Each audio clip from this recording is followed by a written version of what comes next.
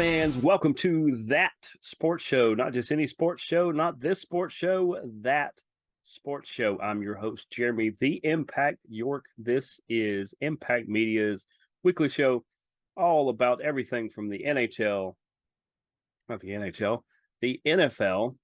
It's been a long week, guys. The NFL, the Atlanta Falcons. We talked some United and MLS. We talked some NASCAR, a little bit of F1. And I got a Braves note today that, depending on how you guys take it, is either good or interesting. I think it's interesting either way. Regardless, all the ways you can be a part of this show is you can email the show 3endzone@gmail.com. You can find us on Facebook by searching for the show or Impact Media. You can also find us at Team Impact Media on X, formerly known as Twitter. You can also follow me on X, Triller, TikTok, and Instagram at The Impact 99 for show-related things and non-show-related things. I've posted a bunch of stuff lately from events we've been to. I've still got more to post. There's more events coming this weekend.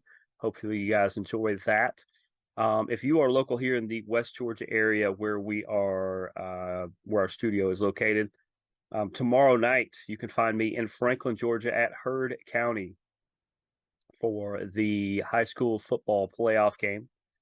I will be there for the halftime and post-game shows. Should be there right at kickoff. That's usually about the time I make it over there.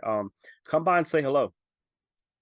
If we are where we were before, then we are on top of the first brick building right on the outside porch, right next to the grill. That makes me about starve to death till I go down there and get some of that delicious food. All the places in West Georgia are amazing, all the different stadiums. We will be at Heard County tomorrow night. Please come by and say hello. Literally, as long as I am not live on the air, I have time to discuss anything you want. Doesn't have to be the Heard County Braves, who are doing spectacular, and I'm predicting they get a win tomorrow night. It can literally be anything. Ask us anything. And then, of course, you can find us on YouTube by going to impact_media_, and you should find all of our shows outside of our hockey show, Board Check, which is Board Check 99. It has its own channel. Tune into that show if you want to know why. I say it so many times. Basically, it was just the original show here and had its own channels until everything else come along. So, let's get into some stuff. There is some stuff, and I want to start with the NFL. We're going to get into, well, let's start with the Falcons. Let's start with the Falcons, who welcomed in the Vikings, and I want to keep it as positive as I can. You knocked out the opposing team's quarterback. You didn't intentionally want to injure him, but that's what happens when you take off running. What was that kid's name? He's a rookie, I believe. Jaron Hall. Good player. He completed 5 of his 6 passes for 78 yards. And was starting to do pretty decent. He got injured when he tried to run in what was a sure touchdown, and took a shot. It wasn't a bad shot. It was a decently hard shot, but that's when you're on the goal line. There's only so many places you can go. Defense found a way to key in on him, and it is what it is. I wish him the best. I don't know his status. I think he was out precautionary with a concussion or concussion-like symptoms. So, in steps the backup for the night, who is technically the number 3 on the depth chart, except for Kirk Cousins is out with an Achilles injury or an ACL. I think it was Achilles. He needs to talk to Aaron Rodgers, and he'll be back in like 3 weeks. Whatever doctors or holistic stuff he's doing. Shout out to him as well on his recovery. But Joshua Dobbs, who had only been in the building since Tuesday, didn't really know his teammates, didn't really know the playbook all that well, but he did know that he'd made 7 or 8 starts so far for Arizona, and he's played a bunch of other times throughout I think he's from Tennessee too, University of Tennessee. That sounds right. But he has started a bunch of games. Yep, University of Tennessee. I remember his collegiate career just a little bit. But so intercepts Josh Dobbs, and you're like, okay, well they're down to their third quarterback, otherwise known as their backup. This guy played for a different team all the way up until Tuesday. Good, hey, that might be GM move of the year for Minnesota. The way this might work out, but so in he steps right. It kind of foreshadowed things. For the most part, the Falcons did a pretty good job on Josh Dobbs. He was able to make some passes. He was 20 for 30, but he only threw for 158. He did have a couple touchdowns, but 158. So then you look and you go, well, okay, they must have had a guy rush for 150 yards. No. Alexander Madison had 16 carries for 44 yards. Josh Dobbs had 7 for 66 and the touchdown there. He did account for 3 touchdowns, but it's not the world's biggest day. Let's not celebrate this let's not celebrate this like Michael Vick came out of retirement. All right, Josh Dobbs is good. I want to give him the proper credit. He had himself a day for all the stuff he was facing. He figured that out. He had Hawkinson and Jordan Addison, and of course Alexander Madison were his top receivers. But once again, that's 69, 52, and 49 yards respectively. That's and it wasn't a lapse in the Falcons defense. You only lost this by 3 points, and you had a chance a couple chances late to be able to get in position to do this, and just couldn't execute. And sometimes the ball bounces a different way. That's just what happened. The crazy thing is Josh Dobbs fumbled 3 times, and he only recovered it once. That's not really that amazing. And what they only accounted for 1 total sack of Heineke.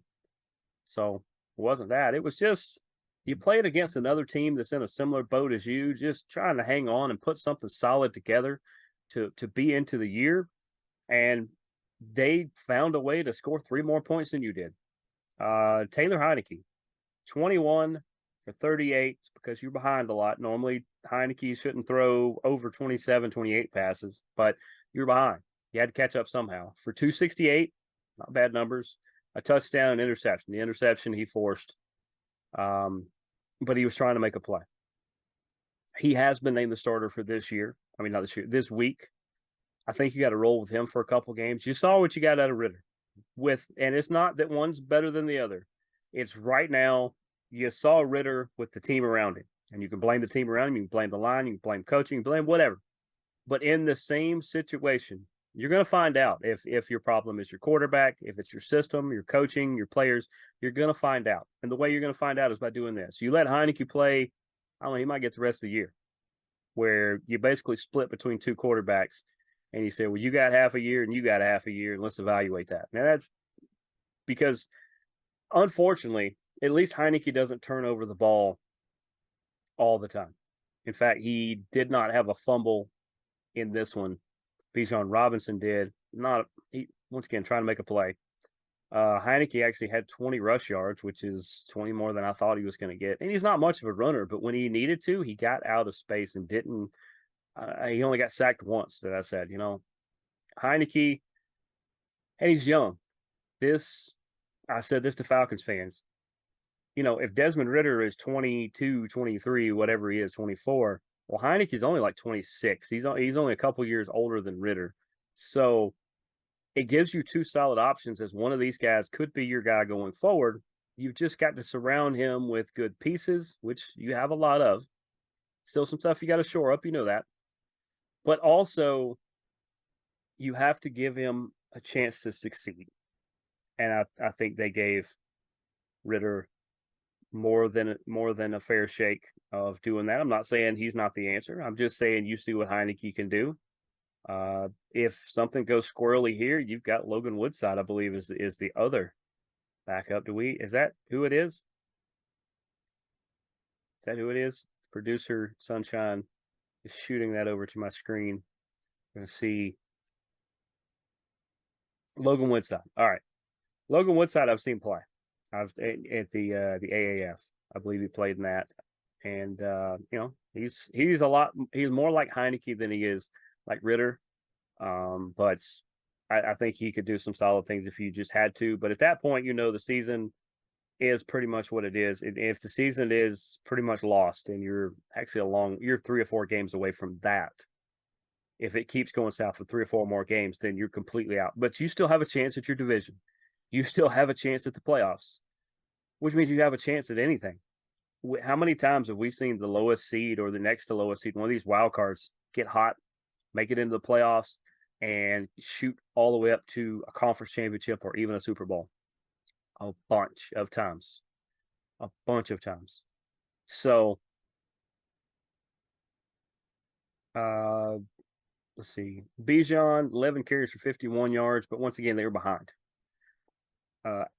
Algier ended up with carries, 39 yards. They weren't able to do much on the ground and didn't have a lot of opportunity to, because before they could try, they start passing to catch up, and that is just how things went. Now, Jonnu Smith, 5 catches, a touchdown, fantastic game. Carterell Hodge, 3 catches, 60 yards. Kyle Pitts, 4 catches, 56 yards. They did not have Drake London. He was a little dinged up. I think he is going to be back for this week. At least it's looking that way. But I got to echo something that a buddy of mine said on his show this earlier in the week. In this system, it's great that Jonnu Smith had such a big day, but why is he the top target? Why is he getting – there was no Drake London. Why does Kyle Pitts only have 4 receptions?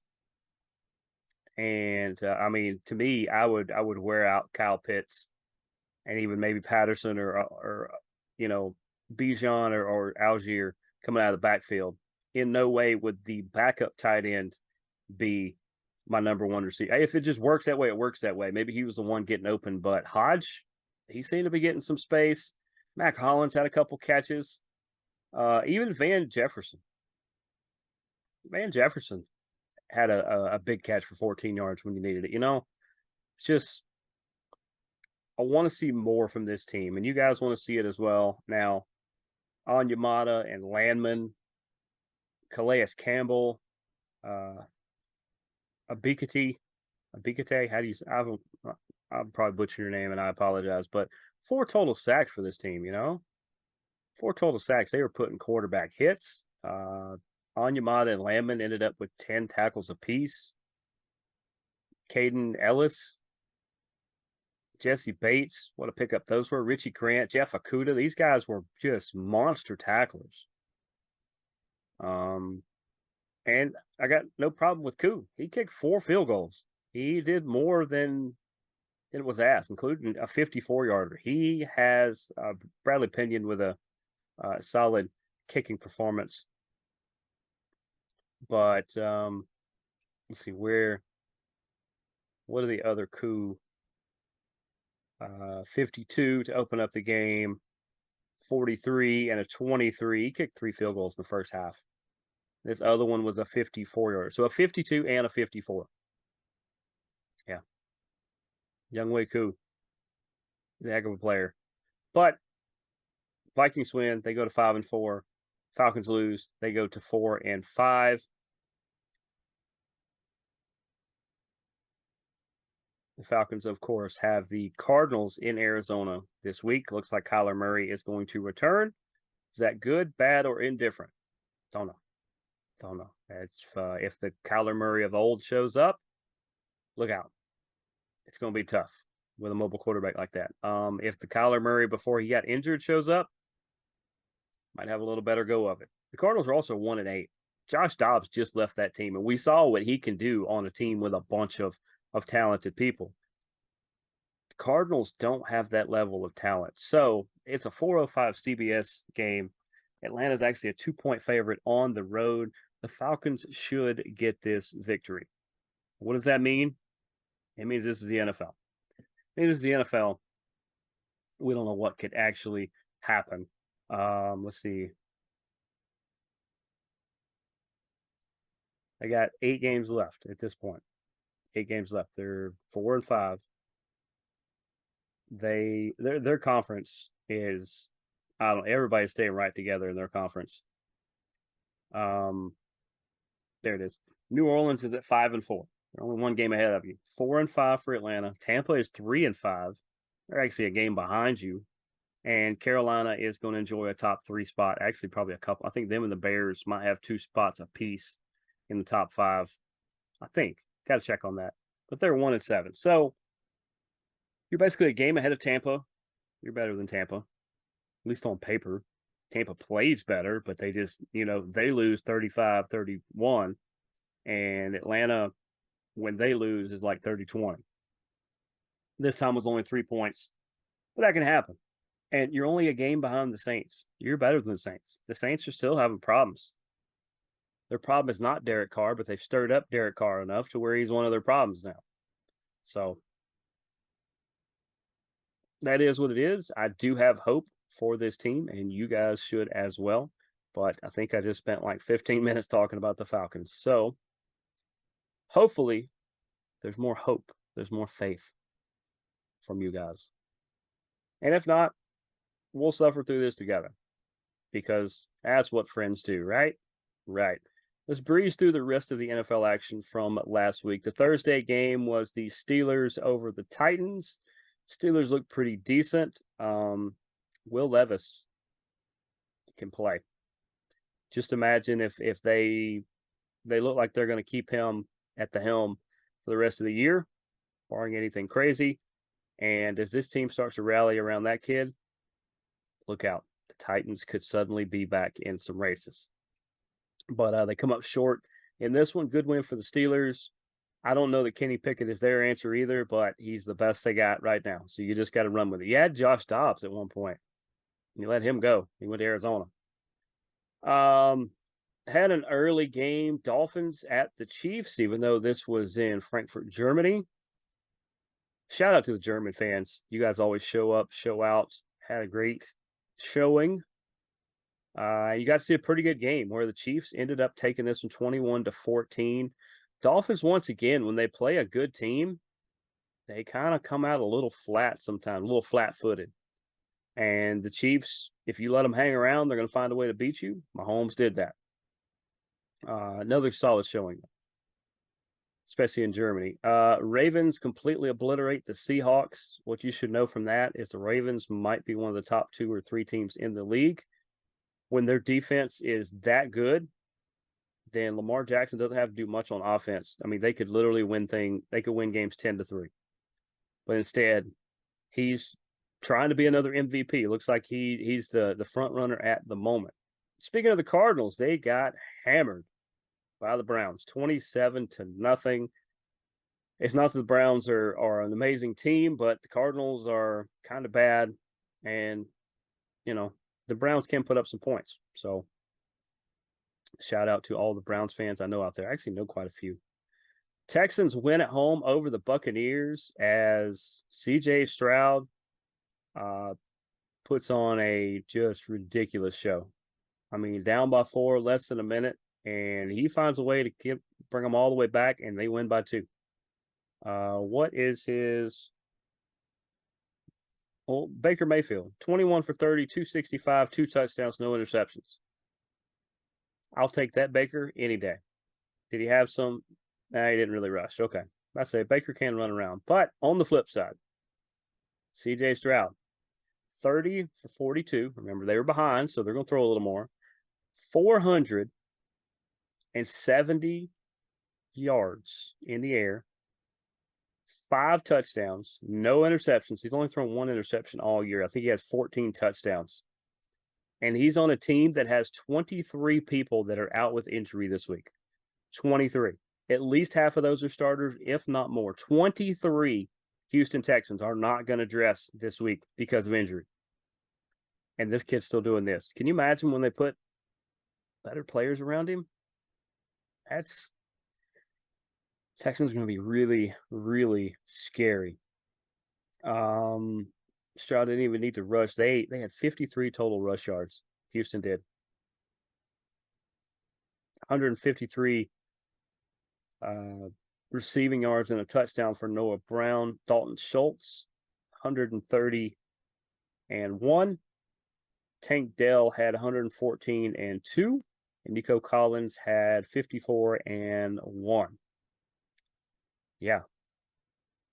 So you fantasy owners that have Schultz, Brown, Dell, or Collins, maybe you'll want to make sure you get them into the game.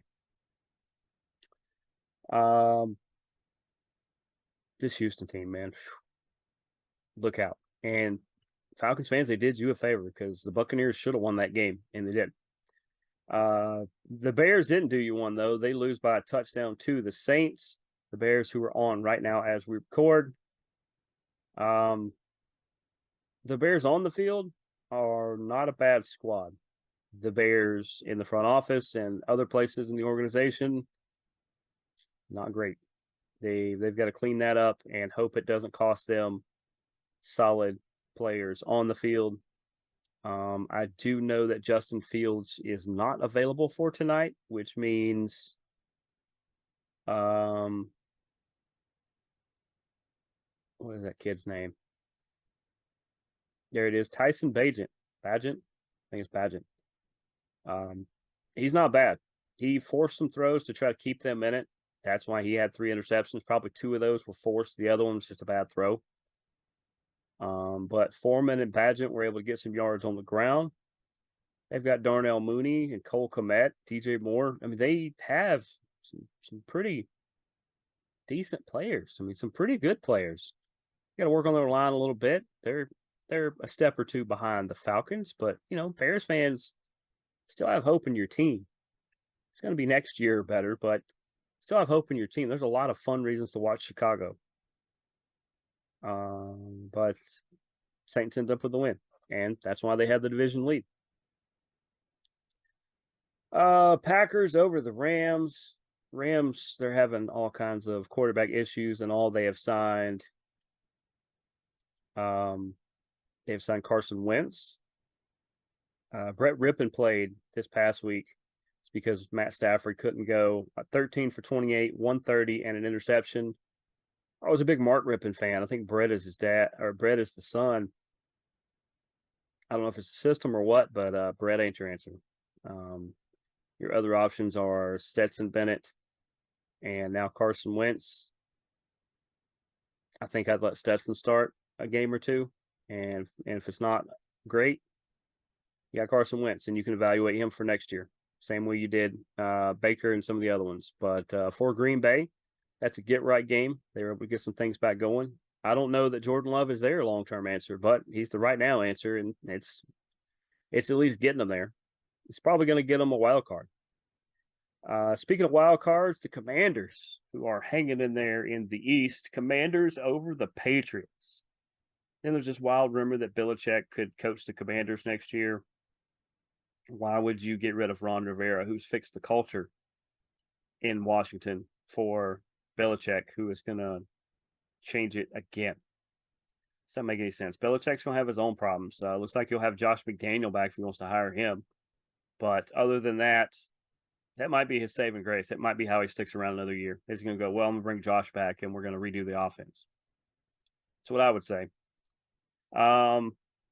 Colts over the Panthers. The Panthers are just awful. The Colts are not quite as awful. The Colts are rolling with Gardner Minshew, who had his best run in Jacksonville, but I don't know, guys. I like Gardner. I think he plays hard. I just not sure that his Indianapolis teammates are playing as hard as he is. And I'm not saying they quit. I'm just saying I think he plays harder than his teammates a lot. Raiders beat the Giants, who lose Daniel Jones to probably was an ACL, MCL, whatever it is. He's probably done for the year. And what is already bad gets worse for the Giants. They're probably going to get a quarterback in the draft. They probably should think about it. You don't want to see it go out like this for Daniel Jones. And the Raiders with the new coach and the new GM. It's a Shrug week. It really is. What did we learn from this? Well, then the Giants are really bad, and they just lost their starting quarterback. Whether you like him or not, he was the best option they had. And the Raiders rally around the interim coach and GM. It's just the way it works. Eagles over the Cowboys. This was a This was a fun game and a fun matchup. I was able to catch part of it while I was out at the Atlanta Gladiators game. They had it on a couple TVs as I was going throughout the arena. But it's what I've said all year. The Eagles are probably a half step better than the Cowboys. They're 2-0 against them this year. They have a 3-game lead in the division. Told you guys, Eagles are going to win the division.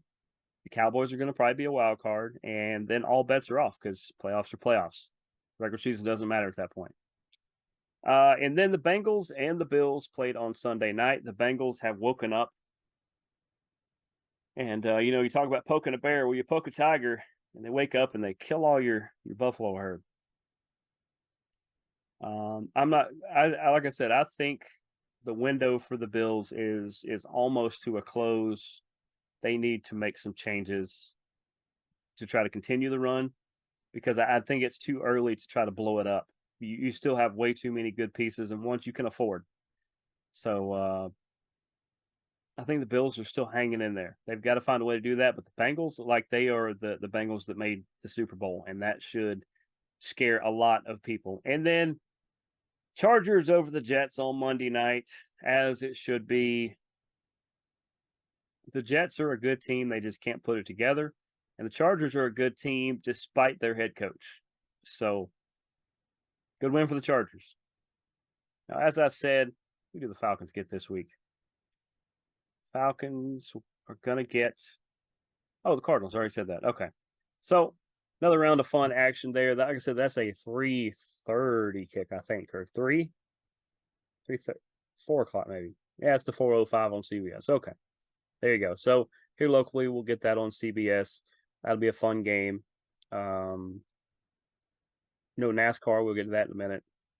And I believe maybe there's F1. There's not much going on this Sunday. Be a good time to sit down and watch Falcons. Let's talk a little Atlanta United. So what did Atlanta United do? In their first playoff game a couple Wednesdays ago, they got hammered 2-0. Tough matchup. Oh, I stand corrected on Sunday. We're going to get to that now. So what did Atlanta do when they were at home in game 2 and a must win? Because if they lose game 2, they're out. Well, they find a way to put 4 on the board. I believe it was 4-1 at one point before they got back in it with a late minute goal. Yeah, Maximilian Arvidsson ended up with the stoppage time goal. They had another one. Cucho Hernandez had one at the 45-minute mark. But for Atlanta United, you had Giacomakis in the 38th minute. You had Zonde Silva 4 minutes into stoppage time right before the break. Edwin Mosquera with the 83rd minute goal. Then in the 88th, I don't know if he's the captain or not, but he is steering the ship. Thiago Almada to make it 4. So yeah, it was 4-1. Let's see, it was 1-0, 1-1, 2-1, and then we go into the last half. Made it 3-1, 4-1 before they had another one. Team looked really good. They really fed off the energy of the home crowd, which is part of how it works. So now they're still back in a win or go home situation. Game 3, series is tied at 1-1. After this, it goes to just one-offs, which they'll pretty much be on the road for the rest of the time. We'll see how that goes. But they will be in Columbus to take on the Columbus Crew this Sunday at 7 p.m. So there you go. Watch the Falcons and flip over and watch the Atlanta United, 7 p.m. there. How do I think this game is going to go? Atlanta United. They're gonna win by 1. So they're gonna be 3-2 or 2-1. I feel real good about 3-2. I don't know why. 3-2. I will say Almada. I will say Giacomakis, and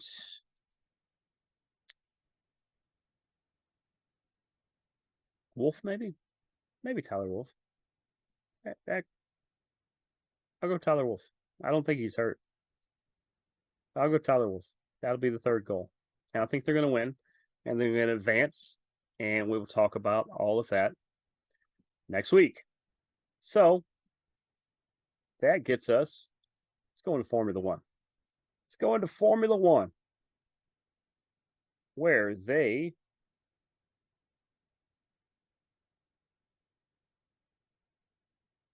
were just recently, we have it on right now. We're replaying it here in the studio. They were just in Sao Paulo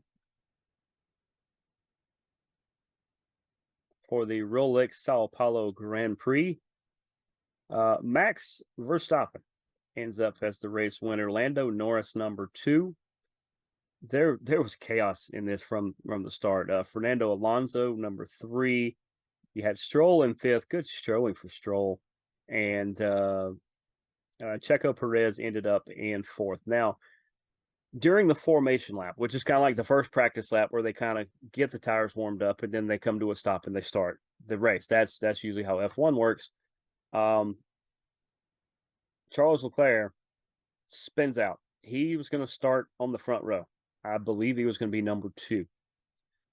He spins out and into the wall, and he's pretty much done. I mean, these people were dropping everywhere. Leclerc, you had, I think, Alex Albon, looking at it now. I think Hulkenberg, there was a bunch of them that was just spinning out of nowhere. And it usually shakes up the field when you do that. And it shook it up a little bit. That's why you saw Lando and Verstappen have been Verstappen's won almost everything. Lando has actually made a late push early. I mean, late in from about midpoint on. It looks like Mercedes has really put some stuff. I mean, McLaren has really put some stuff together. Alonso, Perez, they're usual suspects for the top, and Lance Stroll, man, that great performance from Lance Stroll. What does that do for the standings? Verstappen he's pretty much locked it up already. We know that. I think not even pretty much. I think he's locked it up already. Checo Perez behind him in second. You've got Lewis Hamilton in third. Sainz in fourth. Lando Norris in fifth. He is only 2 points away from Sainz and 20 points away from Hamilton. There's a chance that Lando Norris is going to be your third place performer this year. Pretty solid chance that could happen. Alonso, Leclerc, Russell, Piastri, who is the McLaren teammate of Norris, is hanging on there. Let's see, 1, 2, 3, 4, 5, 6, 7, 8, 9, and Pierre Gasly hanging on to the 10th spot with Stroll just a point behind him in 11th. A lot on the line. You want to get as high as you can, especially in the top 10. It could really, really help you.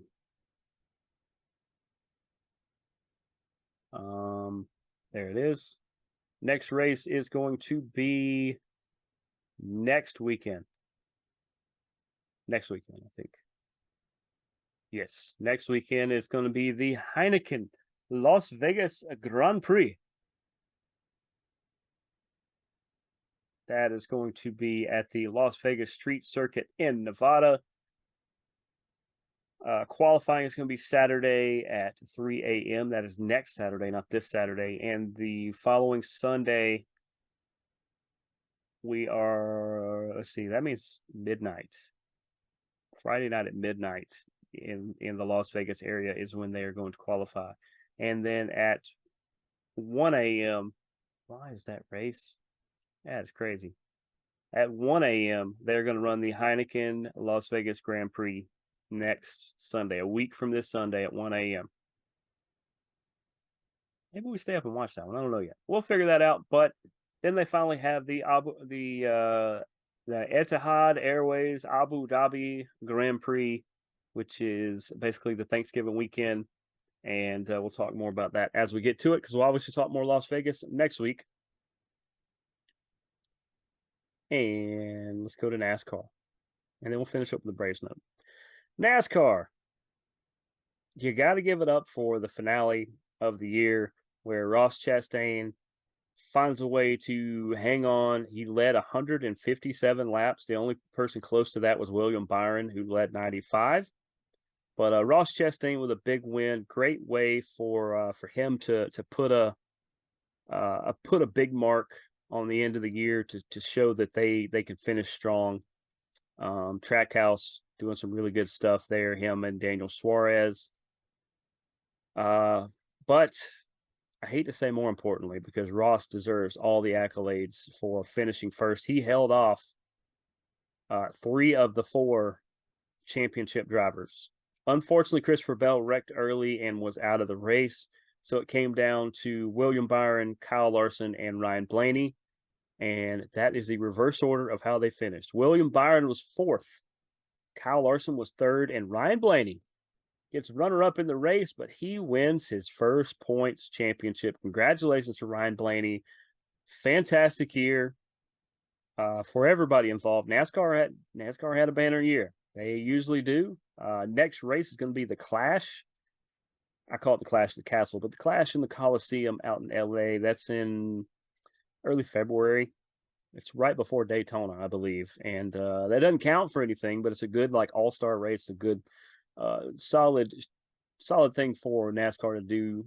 I look forward to some other stuff they're going to do here, and hey, who knows? Maybe see us out at a race sometime. But Chris Buescher ended up in 5th place for that race, but for Blaney, Larson, Byron, and Bell, they gave it everything they had. They gave themselves a chance by making it to the final. Bell gets the unfortunate mishap and wrecks out. But this was another amazing season. And like I said, I said that if Kyle Larson doesn't win, this may not be the best for NASCAR, but I actually think Ryan Blaney winning. And I think I could have made a case for Byron or Bell. If any of the Bs there would have, the other 2 Bs would have won it. This still helps NASCAR a lot. Ryan Blaney's a super good guy. I believe he's a 2nd-generation guy. Kyle Larson is one of the faces of the sport. He's the top driver at Hendrick Motorsports, which is the top team. He's, in a way, he's a very different personality than Max Verstappen, but in a way, he's the Max Verstappen where he can win dang near any race. There's a good chance he's gonna give it a real good shot, and he's the top driver at the top team with the top equipment. So it's really hard to combat him. And William Byron is actually his teammate. William Byron is the number 3 at Hendrick, actually, because you'd have to say Chase Elliott's number 2. And I feel like if Chase wouldn't have had the skiing accident, missed so many races early on, he was honestly the best driver, like second half of the year on. Statistically, he put up the best performances. Overall, like I said, great finale at Phoenix. Great NASCAR year. Shout out to a friend of mine and friend of the show, Matt Ridgway. He works for the Ryan Preece number 41 Stewart-Haas Racing team. And, wasn't necessarily the season you guys wanted, but Matt always goes out there, gives it every bit, 100% that he can. He has some great teammates. Ryan Preece is a good guy from what he says.